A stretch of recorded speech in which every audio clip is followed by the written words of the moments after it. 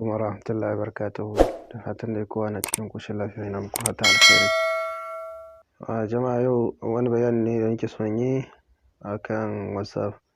So tari za ka ga mutane suna kukan cewa lamba ka taɓa ce mini da WhatsApp ɗina lalace, lamba kaza kaza.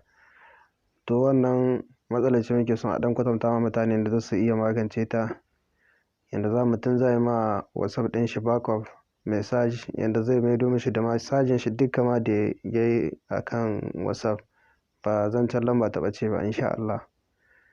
Da farko dai kamar haka, in ka shiga cikin WhatsApp haka, sai ka taho can ƙarshen sama wurin wancan ɗigo guda uku ga su nan. In ka taho wurin wannan ɗigo guda uku, sai ka shige su. In ka shige su, sai ka taho haka, ga wurin inda za ka taho nan wurin chatting gashi nan. In ka zo wurin chat, sai ka shiga haka.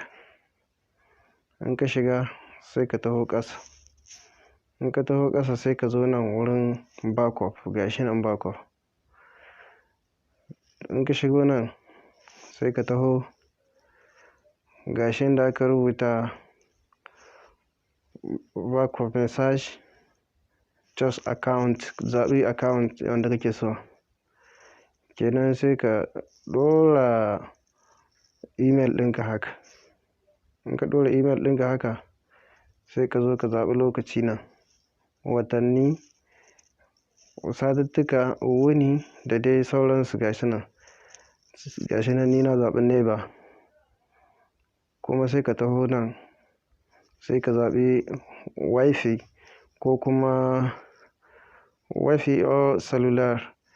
Sai ka zaɓi wifi or cellular. Gashi nan yanzu in kana so, kamar za ka tarro shi a haka a kashe. In kana so har bidiyoyinka kada su zube na kan vocale wanda aka turo maka, sai ka mashi haka. In ya so in ka ƙare, sai ka taho wurin wannan tsanwan haka, sai ka yi backup. Gashi nan yana zuwa. In ka haka shi kenan kawai. Ba zai taɓa zubda maka lambobi ba. Ko da ka sake sabon WhatsApp ɗin, in dai akan lambar wannan ne da ka buɗe da ita da farko, to zai dawo maka. Amma dai ka buɗe nafsin WhatsApp ɗin, kada ka canza irin shi. Kawai zai maido maka bayananka duka na kan vocalalluka da ka yi insha Allah.